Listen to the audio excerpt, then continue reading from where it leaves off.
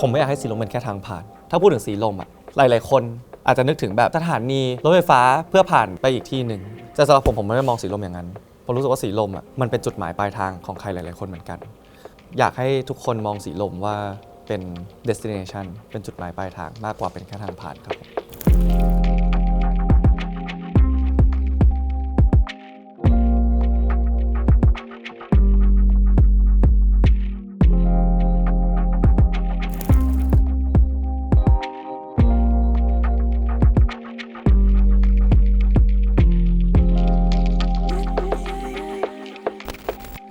2 ปีที่ผ่านมาระหว่างทางก็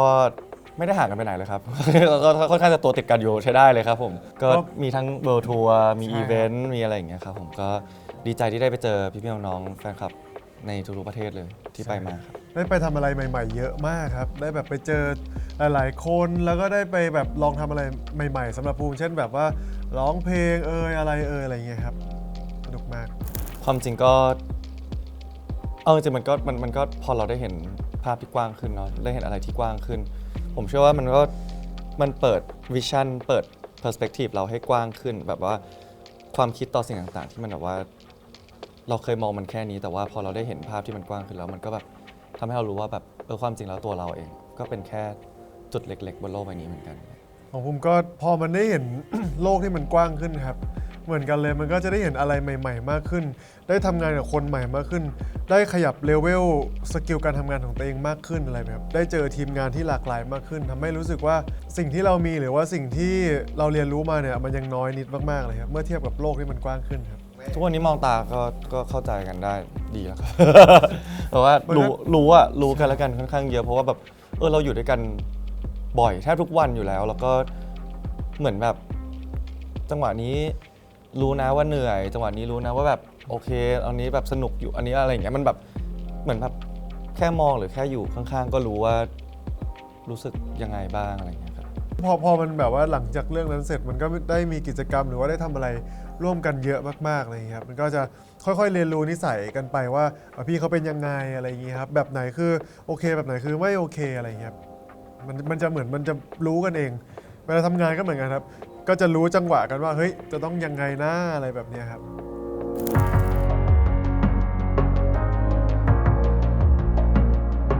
คือเรื่องในวงเรื่องของการทำงานอ่ะผมรู้สึกว่าเราไม่จำเป็นต้องเหมือนแบบว่าเขาเรียกว่าอะไรนะแบบว่าไปจัดเขาว่าเขาทำไมทำงานแบบนี้ทำงานอย่างนี้ทำไมอะไรอย่างเงี้ยทุกคนมีสไตล์การทำงานของตัวเองเราให้เกียรติกันและกันในการทำงานของกันและกันแค่นั้นมันก็ดีมากๆแล้วเพราะว่ามันไม่เคยเกิดปัญหาอะไรขึ้นเลยนิสัยส่วนตัวของคุณเป็นไงน่ารักครับที่เรียนรู้มาน่ารักครับอินโทรเวิร์ตดี ไม่น่ารักเป็นคนแบบตั้งใจแบบว่าคือเราโตมาในสังคมที่แบบว่าแบบทุกคนแบบว่าใส่เต็มมากแบบว่าเต็มที่สุดๆกับการทำงานกับการแบบทำอะไรก็ตามเต็มที่มากๆพอมาเจอเขาแล้วเรารู้สึกว่าเฮ้ยยูจะแบบให้เราได้แบบสุดไหมอะไรอย่างเงี้ยแบบให้เราได้เต็มที่ไหมอะไรอย่างเงี้ยซึ่งภูมิก็พิสูจมาตลอดว่าทุกวันที่มาทำก็คือเต็มที่กับมันทุกวันแค่นี้มันเพียงพอมากๆแล้วจริงๆเรียนรู้หลายอย่างนะครับจริงๆตั้งแต่เจอกันแล้วครับก็จะเรียนรู้กันไปทีละสเต็ปทีละนี่ไปเพราะว่ามันไม่สามารถบอกได้ตั้งแต่วันแรกครับว่าแต่ละคนเป็นยังไงจนกว่ามันจะได้เห็นเองครับก็จะได้เห็นพี่เขาในแบบทุกๆวันว่าเฮ้ยพี่เขาเป็นแบบนี้นะเหตุการณ์แบบนี้จะเป็นแบบนี้นะอะไรก็จะได้เรียนรู้นิสัยกันไปเรื่อยๆอะไรอย่างเงี้ยครับก็จะรู้ว่าอะไรชอบไม่ชอบอะไรแบบดีไม่ดีหรืออะไรเงี้ยครับก็จะแบบเห็นกันเรื่อยๆ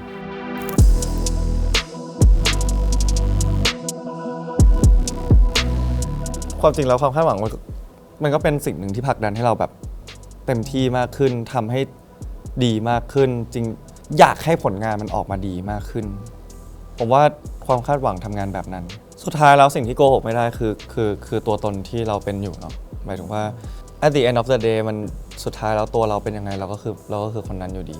เราไม่สามารถที่จะแบบเป็นคนอื่นที่ใครต่อใครอยากให้เป็นได้ไม่ใช่ทุกคนอยากให้เราเป็นแบบนั้นแล้วพี่ๆน้องๆแฟนคลับต้องขอบคุณมากๆเลยจริงๆคือทุกครั้งที่เราเจอกันทุกครั้งที่แบบว่าได้คุยกันอะไรเงี้ยทุกคนบอกว่าอัพเป็นตัวเองให้มากที่สุดนะแบบนี่คือไม่ว่ายังไงมันแบบการซัพพอร์ตมันแบบ unconditional เรารักกันแบบไม่ได้มีข้อแม้ผมว่าสิ่งนี้มันคือสิ่งที่ดีที่สุดแล้วในการที่ทุกคนไม่ว่ากับ กลับกันเนาะตัวผมเองก็อยากให้พี่น้องแฟนคลับก็ได้เป็นตัวเองในแบบที่ตัวเองเป็น ทุกคนมีความเป็นตัวเองแบบยูนิคเป็นของตัวเองทำไมต้องเสียสิ่งนั้นไปเพื่ออะไรบางอย่างเก็ตปะสิ่งนั้นคือสิ่งที่สวยงามที่สุดแล้วเพราะทุกคนมนุษย์ทุกคนแตกต่างกันแต่มันสวยงาม ถ้าในเรื่องของผลงานอะไรอย่างเงี้ยครับก็คือเข้าใจแล้วก็ส่วนตัวของภูมิเองก็พยายามทำงานให้มันแบบเต็มที่อยู่แล้วอะไรอย่างเงี้ยครับส่วนเรื่องของความคาดหวังก็อาจจะเข้าใจทุกคนเข้าใจนี่มากกว่าครับว่าแบบว่าอันนี้ยังไงแต่ว่าอย่างที่บอกไปครับก็คือภูมิเต็มที่กับงานอยู่แล้วอะไรครับแต่ในส่วนเรื่องของแบบคาดหวังให้เป็นอย่างนั้นเป็นอย่างนี้อะไรอย่างเงี้ยครับภูมิอาจจะไม่ได้แบบมองตรงนั้นแบบมากสักเท่าไหร่เพราะว่าแค่รู้สึกว่าเราเป็นของเราอย่างเงี้ยดีกว่าอะไรอย่างเงี้ยครับเพราะว่าแต่ละคนก็คงมีความคาดหวังของแต่ละคนต่างกัน อาจจะปรับให้ทุกคนหรืออะไรอย่างเงี้ยแบบหลาย ๆ คนไม่ได้ แต่สำหรับภูมิโชคดีมากเหมือนที่พี่อัพบอกว่าแฟนคลับของเราครับเวลาเจอกันอ่ะจะบอกเสมอว่าแบบภูมิเป็นตัวเองเลยนะลูกไม่ต้องแบบไปเปลี่ยนตามใครหรืออะไรอย่างเงี้ยก็ต้องแบบขอบคุณมาก ๆ เลยครับก็คือเราอยู่กันแบบสบายใจมากๆครับแบบว่าไม่ว่าจะเป็นเรื่องอะไรก็จะซัพพอร์ตในสิ่งที่เราแบบเป็นหรือว่าต้องการเสมออะไรอย่างเงี้ยครับข้อจริงเหมือนที่พี่เคยสัมภาษณ์ผมมาตลอดหลายๆปีที่ผ่านมาผมก็ยังจะพูดเหมือนเดิมนะว่าคือเรามีเป้าหมายไว้ให้มองได้แต่ว่าระหว่างทางที่เราเดินไปอ่ะอย่าลืมแวะอย่าลืมดีทัวร์ความสวยงามมันไม่ได้อยู่แค่เราสำเร็จณจุดนั้นแต่ว่าความสวยงามมันอยู่ระหว่างทางที่เราเดินไปเล็กๆน้อยๆแม้กระทั่งการหกล้มหรือการอะไรอย่างเงี้ยมันอย่างน้อยมันก็เป็นบทเรียนอะระหว่างที่เราเดินไปมันเราสนุกกับมันได้อะปล่อยให้ตัวเองได้สนุกกับการเดินทางเรามีเป้าหมายที่จะเดินไปอยู่แล้วแต่ว่าอย่าลืมปล่อยให้ตัวเองได้สนุกกับการเดินทางบ้างมุมมองนี้ยังไม่เปลี่ยนไม่เคยเปลี่ยนไปไม่เคยเปลี่ยนคิดว่าจะไม่เปลี่ยนตลอดไปเลย คงไม่น่าเปลี่ยน ก็แก่แล้วในระดับหนึ่ง ก็คงอาจจะไม่เปลี่ยนแล้ว ของภูมิก็โชคดีที่แบบว่าภูมิกับคนรอบข้างเลยครับก็คือเหมือนเป้าหมายแบบอยู่ในจุดเดียวกันอะไรอย่างเงี้ยครับแล้วที่เหลือภูมิก็แค่รู้สึกว่ามันทำงานแล้วมันสนุกแค่นั้นเองครับอย่างเงี้ยว่าทำงานไปด้วยความสุขด้วยความสนุกจะได้เท่าไหนอะไรยังไงก็เป็นเรื่องของแบบผลลัพธ์ไปอะไรเงี้ยแต่ว่าสิ่งที่เราตั้งใจทำมามันแค่เป็นความสุขในการทำงานในแต่ละวันแบบว่าโอเคแล้วครับ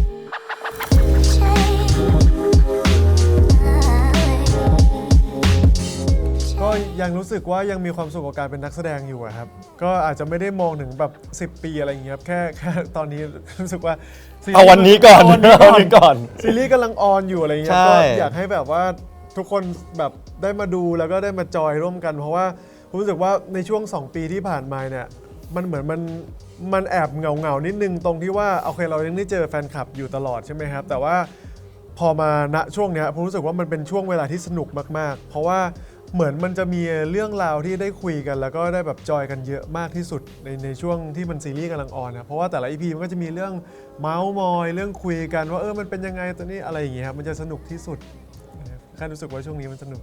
การมอง 5-10 ปีของผมมันยากมากเป็นคำถามที่ยากมากเพราะผมไม่รู้เลย ไม่เคยรู้เลยว่าใน 5-10 ปีมันจะเกิดอะไรขึ้นบ้าง ไม่เคยมองว่าเราจะต้องแบบเฮ้ยเราต้องมีอันนู้น1 2 3 4อย่างเงี้ยแบบไม่เคยมองแบบนั้นนะ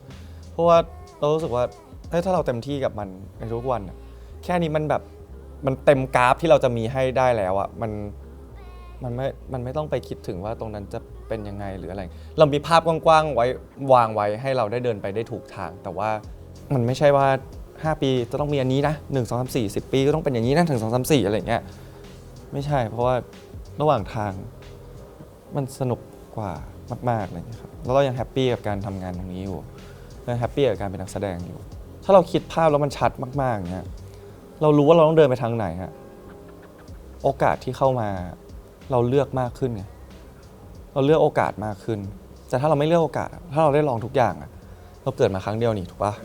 why not อะมันก็สนุกกว่าในการได้เลือกอะไรหลายๆอย่างได้ลองทำอะไรหลายๆอย่างทำดีบ้างไม่ดีบ้างพลาดบ้างอะไรเงี้ยแต่ว่าครั้งหนึ่งเราเคยได้ลองทำมัน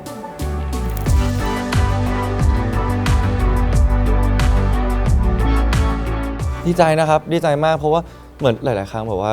การที่หลายๆคนจะมาที่ไทยเนาะบางทีมันก็จะเป็นเรื่องยากเหมือนกันอะไรอย่างเงี้ยครับผมก็พอได้ไปแล้วแบบเราได้เจอได้เห็นรอยยิ้มได้เห็นความสุขมันดีใจมากๆมันตื้นตันมันแบบ มันฟูลฟิลมากๆที่แบบว่าครั้งหนึ่งเราอย่างน้อยเราก็ได้มาเจอเขาในที่เขาแบบอยู่จริงๆอะไรอย่างเงี้ยครับ ใช่ครับโอ้แรกๆก็คือตื่นเต้นมากครับเพราะว่าภูมิเองก็ไม่เคยแบบว่าออกไปทำงานข้างนอกมาก่อนเหมือนกันอะไรเลยครับแล้วก็ได้ไปเจอแล้วก็ได้รู้ว่าโอ้มีคนติดตามซีรีส์เราเยอะมากเลยครับก็คือดีใจมากๆเนี่ยแหละครับไม่คิดว่าจะมีแบบแฟนๆเยอะแบบนี้ครับแบบว่าแม้กระทั่งจุดที่เราอยู่กันไกลมากๆอะไรอย่างเงี้ยแบบนั่งเครื่องบินแบบ 20-30 ชั่วโมงก็ยังมีแฟนๆอยู่อะไรอย่างเงี้ยครับหรือว่าจะละแวกใกล้ๆก็ยังมีแฟนๆอยู่รู้สึกว่าแบบอิ่มใจมากเลยครับดีใจที่ครั้งหนึ่งในชีวิตเราได้เจอกันแล้วอะไรอย่างเงี้ยครับ ยังมีอีกเยอะให้พัฒนา ใช่ ต่อ ครับ ไปมันไม่ได้จบแค่ตรงเนี้ยมันเหมือนเป็นแค่จุดเริ่มต้นด้วยซ้ำที่แบบว่าเราน่าจะต้องแบบพัฒนาตัวเองต่อไปให้ได้ไกลกว่านี้เก่งกว่านี้ คือเติบโตแค่ไหนคือผมรู้สึกว่าวันนี้เรามีช่อง Up and Pool Official เป็นช่องที่เราเปิดมาเพราะว่าเรารู้สึกว่าอยากให้มันเป็นสเปซในการแบบว่าเป็นพื้นที่ที่เราสามารถลงอะไรก็ได้ที่เกี่ยวกับเราสองคนซึ่งผมรู้สึกว่าความจริงแล้วอะตลอดเวลาที่ผ่านมา เวลาเราอยู่กัน2 คนอะมันสนุกพอมันสนุกเราอยากจะแชร์ให้ทุกคนรู้ว่าแบบมันสนุกยังไงมันสนุกแบบไหน เราเลยเปิดช่องนี้ขึ้นมาเป็น Up and Pool Official ก็ฝากติดตามด้วยนะครับทุกคน นะครับ ก็ตอนนี้ก็รันอยู่ซึ่งคอนเทนต์ก็จะแบบ รันอยู่ คอนเทนต์อาจจะแบบงงบ้างตลกบ้าง เป็นช่วง มันแบบมันแต่เราไม่ได้คิดว่าจะปรับไปทางไหนนะหมายถึงว่าก็ปล่อยให้มันเป็นไป เพราะว่านี่คือสเปซที่เรารู้สึกว่าเราสองคนเป็นตัวเองที่สุดแล้วก็อยากให้ลองติดตามดูครับผมก็เติบโตไหมเติบโตมาเรื่อยๆก็ขอบคุณทุกคนที่มาร่วมเดินทางในการเดินทางครั้งนี้ด้วยกันนะครับขอบคุณจริง ขอบคุณมากครับ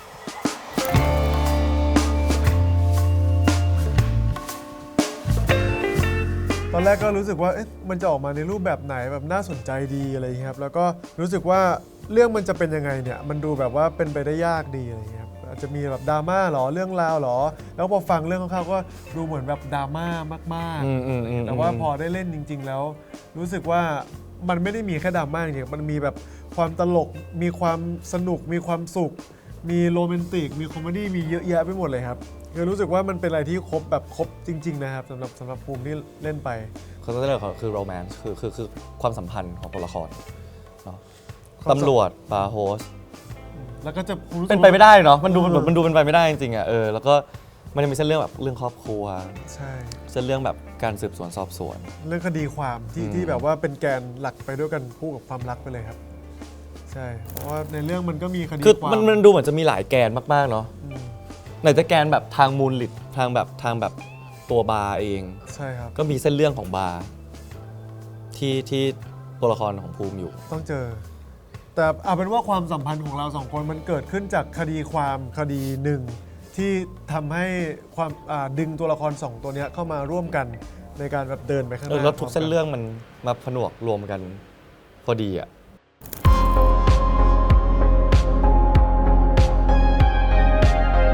เกด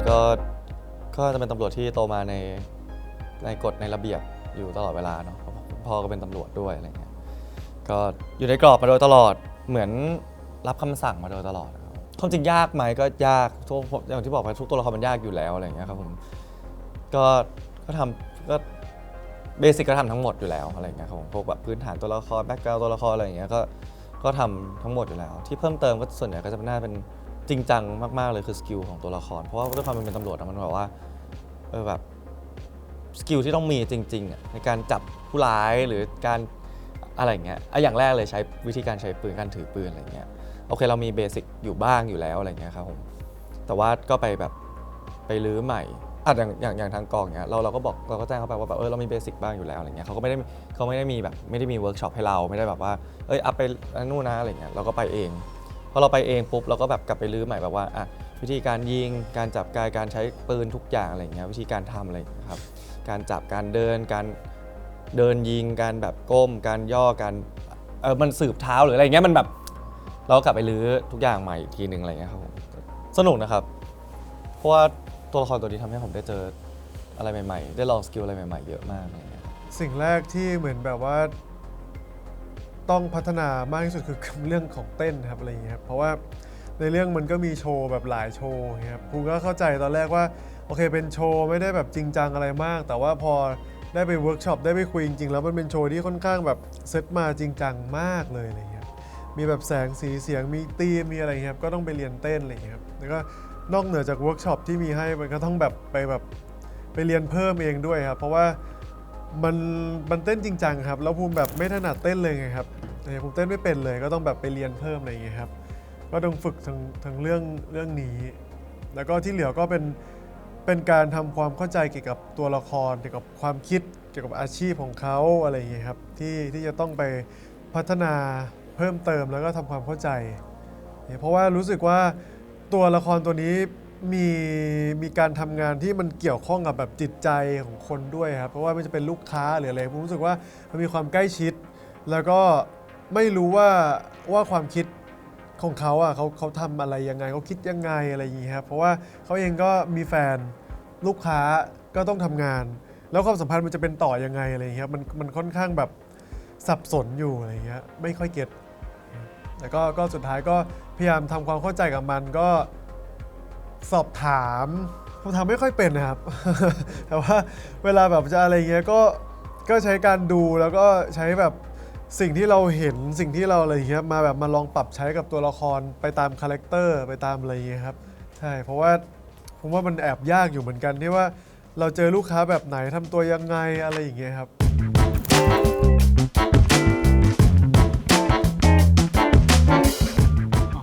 นึกออกแวบเพื่อนผมรู้สึกเป็นสีลุ้งมันมีแบบทุกสีเลยครับมันมีทุกสีมันมีแบบสีแดงสีดำสีเทาสีเหลืองสีฟ้าสีอะไรเงี้ยรู้สึกว่ามันมีหลากหลายสีสันมากเอิงคิดว่ามันสีเทาอยู่มันไม่ได้ขาวหรือดำอ่ะมันแบบมันเป็น gray area ซึ่งทุกสีลงแต่ก็มันก็จะแบบว่ามาอยู่ประมาณนี้เหมือนกันอะไรเงี้ยๆขมวดรวมอยู่ที่คนจะมองด้วยนะ จริง ว่าเขา อยู่ที่คนจะมองด้วยว่ามองแบบไหน เขารู้สึกแบบไหนอะครับ คือตอนเล่นก็แบบว่าเราอาจจะตีความไว้แบบหนึ่งแต่ว่าพอมันได้เห็นบนภาพจริงๆที่ออกมาแล้วอ่ะมันเป็นสิทธิ์ของทุกคนในการตีความเพราะฉะนั้นผมให้สิทธิ์ทุกคน 100% อยู่แล้วว่าทุกคนจะตีความแบบไหนแล้วเราอยากฟังเหมือนกันว่าทุกคนตีความมันออกมาอย่างไงเหมือนเรามีเพื่อนแล้วเพื่อนเราแบบมีแฟน แล้วคนนอกมองอาจจะมองว่าทำไมมันถึงอยู่ด้วยกันได้วะสองคนเนี้ยแต่คนที่อยู่ในสถานการณ์นั้นก็อาจจะชอบแล้วก็รู้สึกว่าเฮ้ยมันดีแล้วก็ได้อะไรเงี้ยรู้สึกว่าอยู่ที่คนมองจริงๆอะไรเงี้ยกับความสัมพันธ์นี้สำหรับภูมิมองตอนแรกภูมิก็งงเหมือนกัน ว่ามันแบบว่าเป็นไปได้ยังไงคือผมรู้จักกับภูที่สอนเต้นใช่ไหมเพราะเขาแบบว่ามันพี่เขาเคยแบบว่ามาช่วยงานก่อนของผมอะไรเงี้ยเลยมาอัพรู้ไหมว่าเขาอะมีคิวให้ภูมิมาซ้อมสิ่งเนี้ยแค่5คิวเองนะการที่ภูมิทำได้คือมันจะมีโชว์หนึ่งแหละแล้วทุกคนต้องรอติดตามการที่ภูมิทำสิ่งนี้ได้ภายใน5คิวเนี้ยมันโคตรมิราเคิลเลยนะเว้ยอัพผมไปนั่งดูอย่างเงี้ยตอนโชว์อย่างเงี้ยคือมันไม่ได้เต้นครั้งเดียวจบไงมันเต้นกันเป็น10ทีอ่ะเพราะว่ากว่าจะรับทุกมุมทุกอย่างอะไรอย่างเงี้ยงั้นแบบสุดยอดยอมใจจริงๆผมขนาดดีผมไม่ต้องโชว์ด้วย แต่ว่าซีนาม่าก็มีครับแค่ตอนนี้มันยังไม่เห็นแค่นั้นที่ยังไม่เห็นแต่ว่าเหมือนว่าพอเข้าไปแล้วมันแบบโหมันทริกเกอร์มากๆเลยอะไรอย่างเงี้ยเพราะว่าตอนแรกนั่งคุยกับภูมิตอนเช้าอย่างเงี้ยเฮ้ยพี่เห็นซีนาม่ายังอ๋อโอ้ยแค่นี้เองคนนึงเข้าไปก่อนแล้วก็อีกคนนึงภูมิออกมาโอ้โหสภาพยับเยินแล้วแบบภูมิทำอะไรมาไหนพี่บอกนิดเดียวไงบอกบ้ามันขนาดนั้นเลยเหรอบอกพี่ไปลองดูผมก็เข้าไปออกมายับเยินออกต้องบอกก่อนว่าเรื่องราวมันดูแบบเป็นไปได้ยากใช่ไหมครับเพราะฉะนั้นน่ะความกล้าและความแบบซื่อตรงต่อความรู้สึกของตัวละครทั้งสองตัวผมว่ามันสำหรับภูมิมันอาจจะสูงมากๆแล้วในวันหนึ่งที่ทั้งความหวังความรักความทุกอย่างมันถึงจุดหนึ่งที่ว่าอาจจะมีปัญหาหรืออะไรอย่างเงี้ยผมรู้สึกว่ามันเป็นอะไรที่ impact และกระทบต่อตัวละครทั้งสองตัวมากๆเพราะด้วยต่างคนมันก็ต่างเดินทางกันมาไกลนะสำหรับในเรื่องนะครับมันก็เป็นจุดที่รู้สึกว่าโอ้เศร้าจังเลยเศร้ามากๆอะไรเงี้ยมาซานีมันจะมีความแบบสวยงามไหมสวยงามนะสวยงามเหมือนกันแต่อีกฟีลนึงใช่มันมันอีกฟีลจริงๆอ่ะมันแบบมันไม่เหมือนกันก็อยากให้รอติดตามเหมือนกันมันเจ๋งอยู่นะมันเจ๋งจริงๆอ่ะแบบว่าตอนถ่ายยังแบบ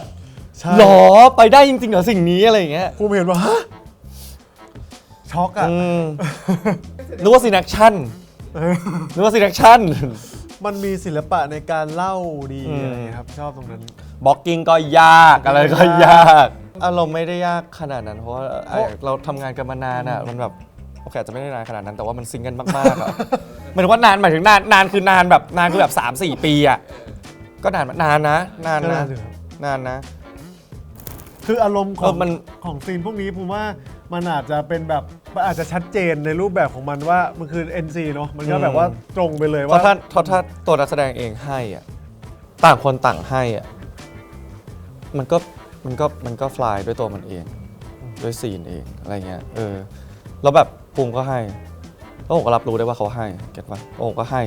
มันก็โฟล์ไปเองไปยากตรงบล็อกกิ้ง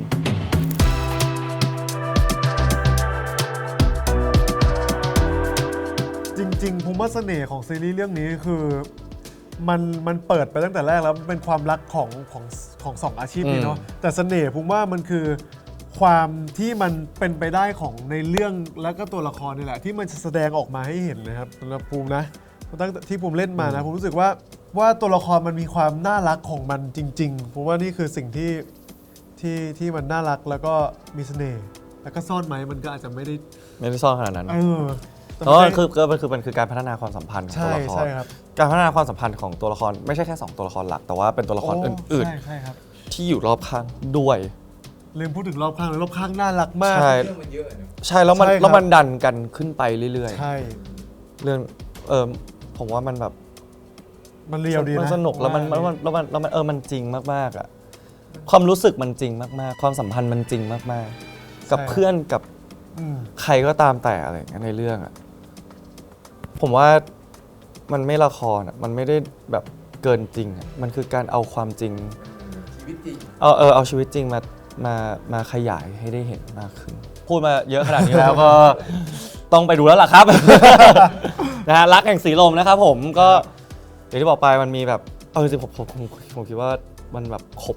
มากๆครบจริงๆอ่ะมันแบบพูดได้เต็มปากเต็มคำเลยว่ามันแบบโรแมนติกดราม่าคอมเมดี้แอคชั่นทริลเลอร์สืบสวนสอบสวนมีทั้งโชว์อีกมีแบบ ใช่ ทุกอย่างมีไว้ให้คุณแล้วใน 12 EP นี้นะครับผม ฝากรับแข่งสีลมด้วยแล้วกันนะครับผม อยากให้ดูมาก ครับผม ๆ อยากให้แบบว่าในช่วงที่มันออนอ่ะมันก็มีอะไรที่แบบเราสามารถแบบได้ทอล์กได้คุยได้เหมือนได้เมาส์มอย มันเป็นช่วงหนึ่งที่รู้สึกว่ามีความสุขมากจริงๆครับแบบว่าพอหลัง EP จบเนี่ยผมก็จะไปเราสองคนจะไปนั่งตามดูแล้วเอ้ยมันเป็นยังไงนะแบบว่าแฟนคลับ หรือว่าทุกๆคนดูแล้วมีความคิด ฟีดแบ็กมายังไงบ้างอะไรเงี้ แล้ ยว มันอ่านแล้วมันก็ขำดี ใช่แล้วก็ทุกอาทิตย์เราก็จะมีการ ดู ดูร่วมกันเนาะ แต่ง ก็ ตัวตามธีม แต่ละวีก็จะมีธีม ก็ขอฝากไว้ด้วยนะครับเผื่อใครอยากเล่นด้วยกันก็มาเล่นด้วยกันได้นะครับก็แต่ละวีก็จะเปลี่ยนโฮสต์ไปเรื่อยๆเหมือนกันก็มีทั้ง VTV มีทั้งบ้านภูมีทั้งบ้านอัพมีอะไรอย่างเงี้ยก็แบบว่าเปลี่ยนกันไปเนาะก็มาสนุกม่วนจอยกันในทุกอาทิตย์นะครับผมก็รอฟีดแบ็กจากทุกคนแล้วก็อย่าลืมเล่นแฮชแท็กกันด้วยนะครับในทุกๆอาทิตย์นะครับผมแล้วก็พวกเราก็รอติดตามอยู่แน่นอนครับผมทุกคนติดตามซีรีส์แล้วเราก็ติดตามทุกคนอยู่เช่นกันนะครับผมก็ ฝากไว้ด้วยนะครับผมแล้วก็ฝากช่อง Up and Pool Official ด้วยนะครับผมก็จะมีคอนเทนต์อะไรมีอะไรก็ฝากติดตามทางนั้นได้ด้วยนะครับผมรักแห่งสีลมนะครับทาง VTV ทุกวันศุกร์เวลา 20:00 น.ตรงนะครับแล้วเจอกันนะครั เจอกับ นครับ